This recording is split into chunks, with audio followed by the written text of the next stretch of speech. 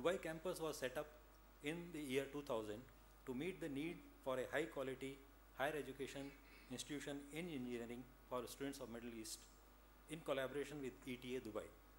It was the first campus of BITS outside Pilani. It has the distinction of being the only campus of BITS Pilani outside India. The support, guidance and the leadership provided by former Chancellor, late Dr. K.K. Birla, former Vice Chancellor, late Dr. S. Venkateshwaran, former Vice Chancellor and Advisor to Chancellor, Professor L.K. Maheshwari, and Mr. Syed M. Salahuddin, Managing Director, ETA Group, and many others in ETA, and our Chancellor, Dr. Kumar Mangalam Birla, have been instrumental in bringing this campus to what it is today. The former director of the Dubai campus, Professor M. Ramchandran, contributed to build this campus. This iconic campus, since its inception, has been tirelessly working to fulfill its mission of imparting quality education to the students of Gulf region and selfless service to the society. Convocation is a milestone in the life of an institution. It gives the opportunity to pause for a moment and to reflect from where we started, where we are today, and where we aspire to be tomorrow. From this campus, 1,790 students have graduated so far, out of which 481 were girls. We started offering higher degree programs from 2009 for working professionals, with classes being held in the evenings and weekends. 29 students of the first batch are going to receive their degrees in this convocation. In addition, 505 students of the first degree will receive their degrees, out of which 174 are girls. This includes the first batch of BE Honours Electronics and Communication from this campus. From the modest beginning in 2000, with 61 students in 2 first degree programs, Dubai campus has traversed 12 glorious years. We are the first institution to have our own campus at DIAC in approximately 15 acres plot with most modern labs and infrastructure. The campus has a students' strength of 1,480 with 31% girls. Out of the 90 odd faculty and staff, a large number are PhD holders. We are offering 15 degree programs at 3 levels: first degree, higher degree, and PhD in engineering and allied areas. The PhD has been introduced with the approval from the Knowledge and Human Development Authority, and we have made a modest beginning to promote the research in this region. The institute has collaborations with a number of foreign universities to promote collaborative research, exchange faculty and students, and share knowledge. This year, we have started practice school in USA, and 2 students did their practice school at USUHS and N Computing. The educational process is not limited to the classrooms. The students organize many technical, cultural, and sports events.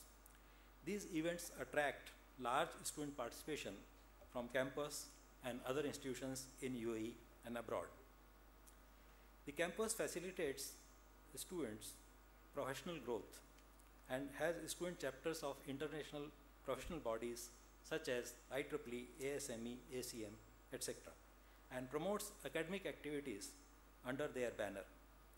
The IEEE student branch at the campus has been recognized as one of the largest student branches of the IEEE in UAE for the second time.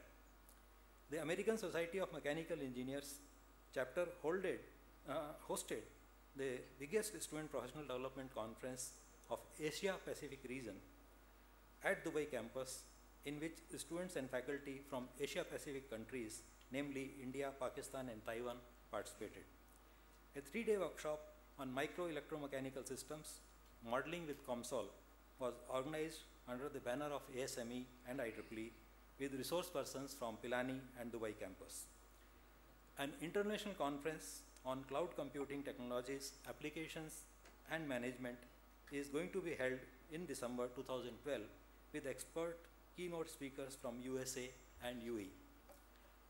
Under the leadership of the Chancellor, Dr. Kumar Mangalam Birla, BITS Pilani has embarked on Vision 2020 project. We have ambitious growth plans with focus on research. During the last academic year, faculty members of Dubai campus published 50 papers in international journals and conferences. 11 faculty members were provided support to present their research work in international platforms at Melbourne, France, South Korea, Beijing, and other countries. In addition to fundamental research, faculty members also undertake consultancy assignments. Senior faculty members of this campus were invited to deliver keynote address and chair sessions in international conferences in India, UAE, and Paris, and have been inducted in editorial boards of international journals. The students of the campus are very active in academic as well as extracurricular activities and continue to bring laurels to the campus. A glimpse of their distinguished achievements are 5 teams participated in Nokia University Application Challenge, which had wide participation from teams from UAE universities, and the Dubai campus bagged a cash award of $10,000. Biotechnology students team won the best idea prize at the Engineering Students Renewable Energy Competition held at UAE University, Al Ain. The students also participate in many social activities and organize energy conservation, tree plantation, blood donation, cleanup drive, etc., and receive recognition and awards. The campus bagged the first place in Conservation Award for a Better Tomorrow 2011-2012, given jointly by Dubai Electricity and Water Authority and Knowledge and Human Development Authority to educational institutions and teaching establishments in Dubai for best practices in electricity and water consumption. This is the second time we have bagged this award. Several technical talks from eminent academicians and scholars from Germany, USA, UAE, and India were held during the year. I take this opportunity to thank the benevolent rule in Dubai and in UAE, which are highly conducive for running institutions of higher learning in this country smoothly. Special thanks are to the TCOM, DIAC, and KHD authorities under the able leadership of Dr. Ayub Kazim and Dr. Abdullah Al-Karam for their support and cooperation. Members of the print media and our alumni have always been our well-wishers for our growth and have been our brand ambassadors. The trust, support, and understanding shown by the parents who are present today in record number has always been a source of tremendous strength. It is the combined effort of faculty and staff that brings this campus its success. I express my deep appreciation and thanks to all the faculty and staff members who are the makers of Dubai campus. My sincere congratulations and greetings to all graduating students. We are proud of you. I am confident that all of you will be the star of your family and bring name to your alma mater and family in the years to come. A small piece of advice to my young friends before I close. Dream and keep dreaming. Strive for excellence. Learn to work in teams. Build self-confidence, but never let success go to your head. Thank you.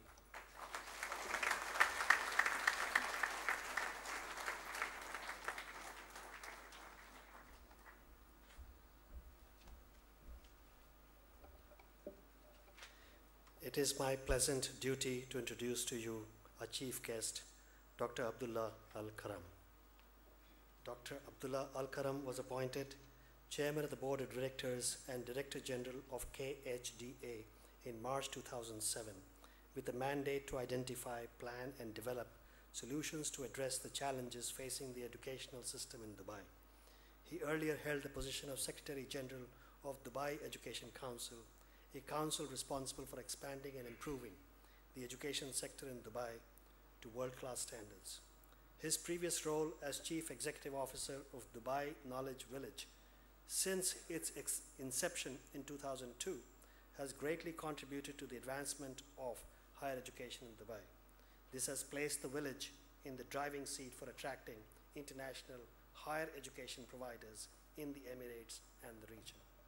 Dr. Al-Karam has held prominent positions in the field of human development when in 2004 he was appointed to the post of Director of His Highness Sheikh Mohammed bin Rashid Al Maktoum IT Educational Project. In this effort, he led an initiative to train more than 100,000 teachers and government employees in IT skills. As the director of Tamkeen, a training center for the visually impaired, Dr. Al-Karam continues to stress on the importance of empowering such individuals to be self-reliant and to equipping them with required professional skills. Before assuming the post of CEO of Dubai Knowledge Village, Dr. Al-Karam was manager of the research unit at Dubai Internet City and the CEO of Knowledge Access. He has extensive experience in both corporate and academic spheres. In the early to mid-1990s, he worked as a software engineer for several companies in South Carolina and in France. May I request you, Dr. Abdullah, to please deliver the convocation address.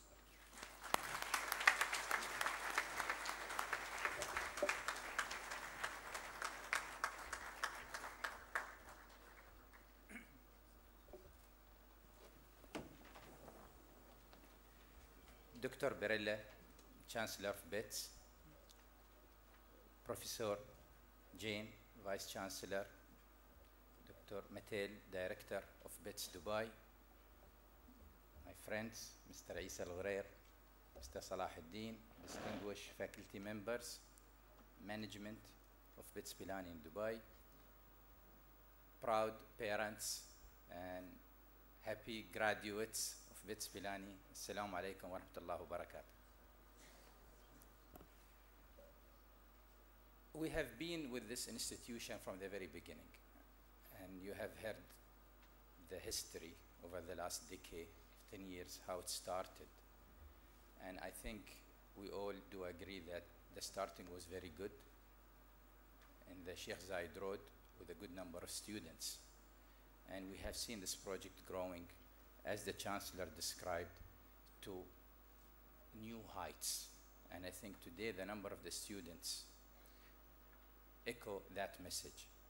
We also have seen this institution growing on the number of the programs and also on the depth of the program, and now we have a PhD graduates. So this has been a very successful and will continue to be a very successful story. And I think we all give the credit where the credit is due. And the very initial of Knowledge Village, BITS Pilani and other institutions were mainly the two ones who really believed in the concept and moved in. And they grew from there. And when it came to the Dubai academic city, BITS Pilani was the first to establish the proper campuses. So you have been in the front and you've been in our side, whether as Knowledge Village or academic city or now at KHDA, all the way. And we are really committed to all the things you are doing to improve higher education in Dubai, the region, and India. So thank you for that.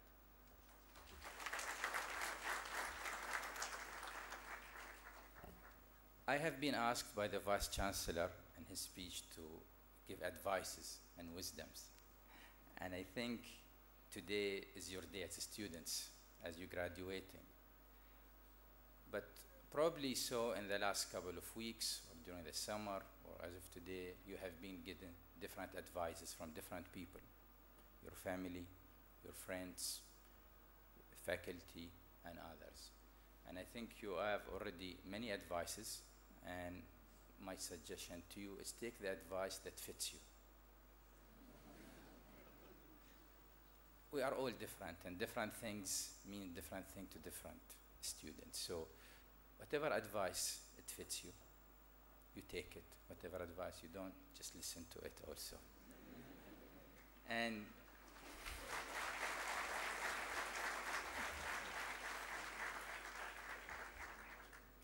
because you have been lectured for the 12 years you were in school, plus 4 years you were in college, so for 16 years, more than half of your life, you've been getting lectures. So it's time for you to make a good use of them.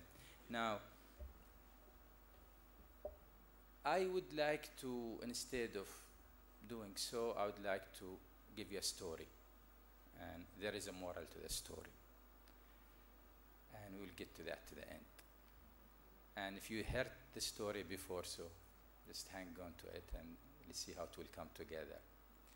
This story took place more than 130 years ago, in 1880s. And believe me, every time I tell this story, I really do enjoy it also. In the 1880s, 130 years ago, in a small village in Scotland, there was a farmer with a small piece of land, and his life was very simple and basic. Farm, whatever crops you have, sell it, make the money, feed yourself. Life was very simple. As he grew, he had his first son, and this when he would start worrying a lot. And every day he would sit under a big tree and think about, not about him, but think about what he can do for his son. For him, life is simple. Whenever he can sell, he can make money, he buy bread, he eats, it's good. If he can't, then so be it. But what happened one day when he's not there? What will happen to the son? So this farmer was worrying too much about his son, and he believed that who will educate him, because this will be the most important thing that will ever last with him after he's gone.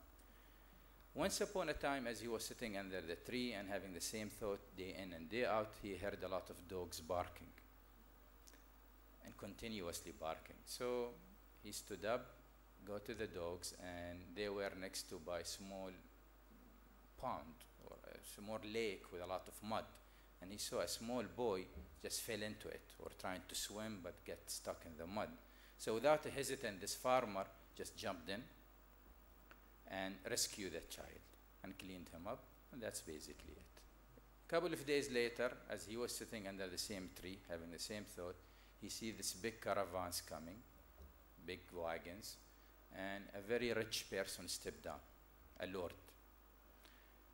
And the lord approached the poor farmer and said, "My name is such and such, and I am here to thank you for saving my child a couple of days ago, and we really owe you his life, and if you didn't done what you've done, we really basically owe you his life, and you name it, gold, money, house, anything you want to at your disposal, because our son is very valuable to us." So the farmer said, "No, I've just done what need to be done. I've just done the right thing, and I do not need to be rewarded for that one. Anybody would have done it." It kept back and forth between the Lord and the farmer. And eventually the farmer said, "Well, I would expect anybody to do the same thing if it was my son that fell in the pond. But if it's going to be rewarding, I can't reward anybody, no gold and no houses. I barely make it myself through the day." And here where the Lord actually said, "Fine, then I will take you on your offer. If you compare your son to mine, I'll treat your son as mine. And anything I do to my son, I'll do to yours." And this is where the farmer was very happy, because that's it. Now he does not have to worry about his child education. So the both children have gone to schools and grew up.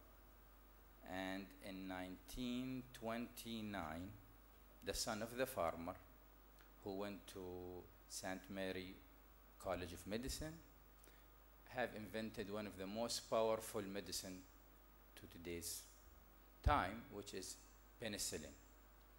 The farmer name was Fleming, and the son name was Alexander Fleming, who also won the Nobel Prize in 1945. So that was the story of how penicillin was invented. But the story is not finished. The son of the Lord, a couple of years later, felt very sick with a strong viral infection. And guess who is going to save him again? It's the son of the farmer with his invention of penicillin. If it wouldn't been for the penicillin, the Son of the Lord would have died. So again, the Son of the Lord was saved once and saved twice. And because of something very simple the Father done, which is rescue him. But the story is not finished. The Son of the Lord, he grew up. And he became to what's today known one of the most powerful Prime Minister of UK. The son name was Winston Churchill. And he managed to defeat and win the Second World War II. So, the moral of the story was something very simple the Father has done. Is the right thing to be done. He never asked for any reward. If he did ask for any single reward, like a gold house, you doubtedly think his son, Alexander, would have gone to college or would have invented penicillin. But he just asked for nothing.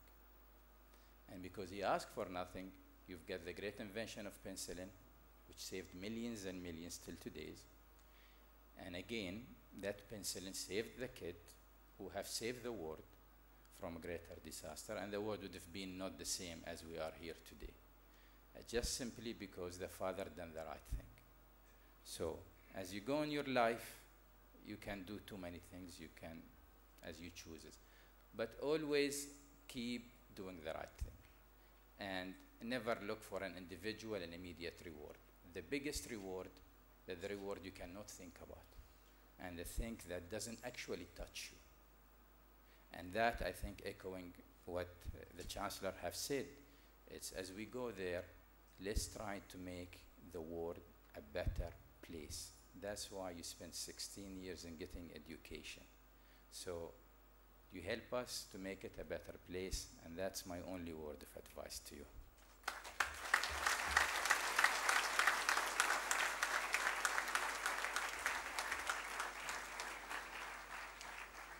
I hope this story resonates with you as you go in your life, and you can share it with your friends and colleagues and your families.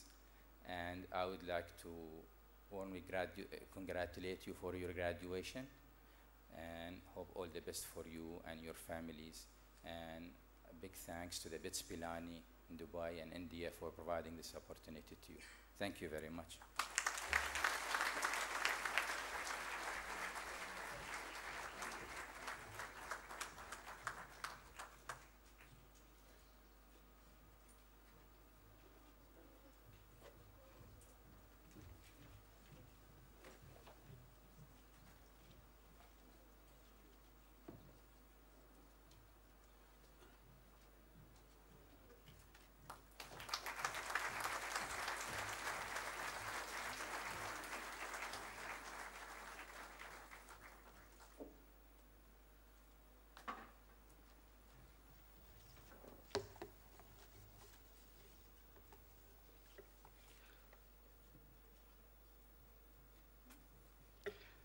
BITS Pilani Dubai campus is greatly indebted to Knowledge and Human Development Authority and Dubai International Academic City for all their support and help.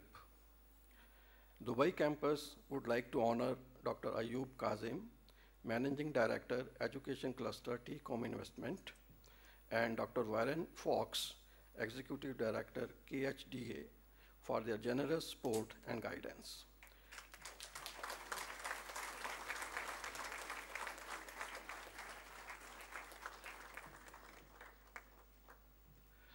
Now I call upon Dr. Warren Fox to receive a token of appreciation from our Chancellor.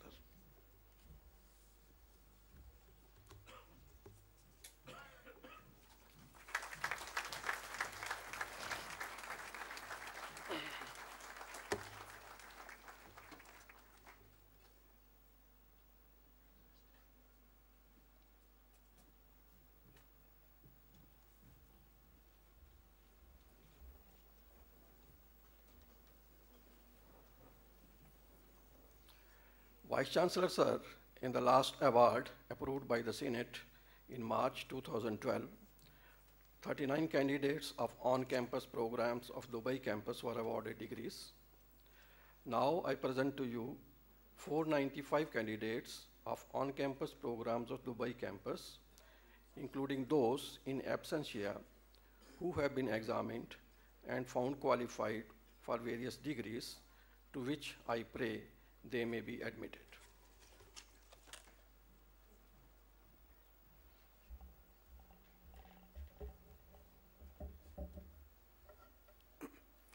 By virtue of the authority vested in me as chairman of the Senate of BITS Pilani, I do hereby admit 534 candidates of Dubai campus to various degrees, together with all the rights and privileges thereto, and charge them that they prove worthy of themselves.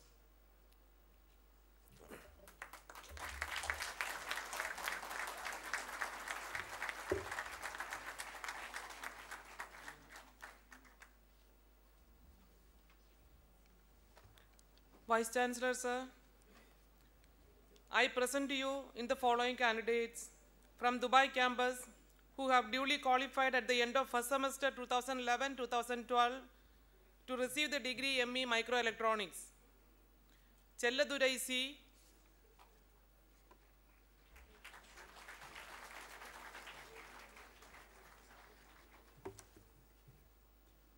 Darby Abraham,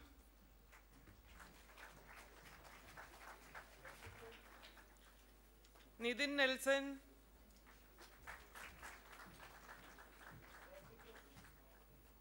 Seba Sara Varghese,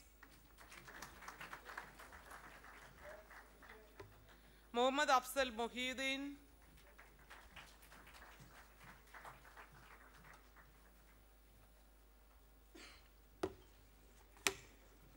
Vice Chancellor, sir, I present to you the following candidates from Dubai campus who have duly qualified at the end of first semester 2011-2012 to receive the degree ME Design Engineering.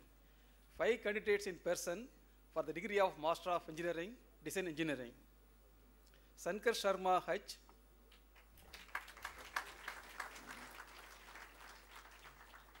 Muhammad Samiuddin, P. Karthikeyan, Ramesh P, Satyanarayanan V,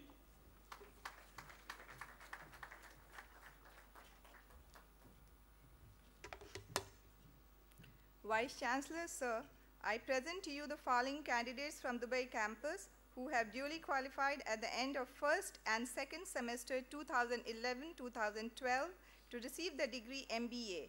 16 candidates in person and 2 candidates in absentia for the degree of Master of Business Administration. Akshay Ravindran,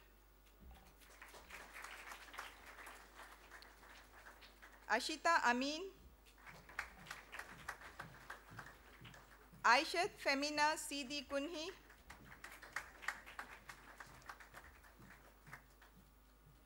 Dinesh Kumar Kothari, Emil Jose Thomas, Hirisha Mukala,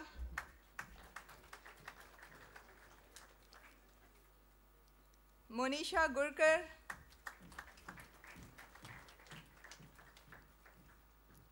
Saru Sasidharan, Sita,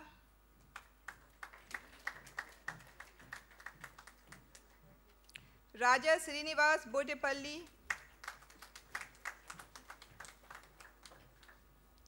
V. Ajit Kumar, Tejasvi Parchuri,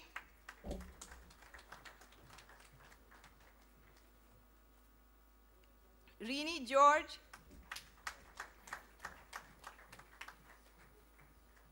JBJ Benjamin Dineshkar, P. Hari Narayana, Riyanka Jhingran.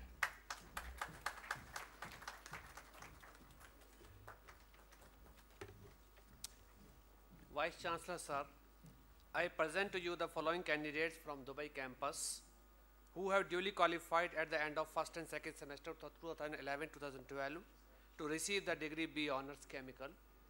18 candidates in person and 4 candidates in absentia for the degree of Bachelor of Engineering Honours Chemical. Ekta Ashok Rohra, Ajay John Ninan, Amina Farheen, Ankit Sachdeva, Arjun Raj Subbaraj,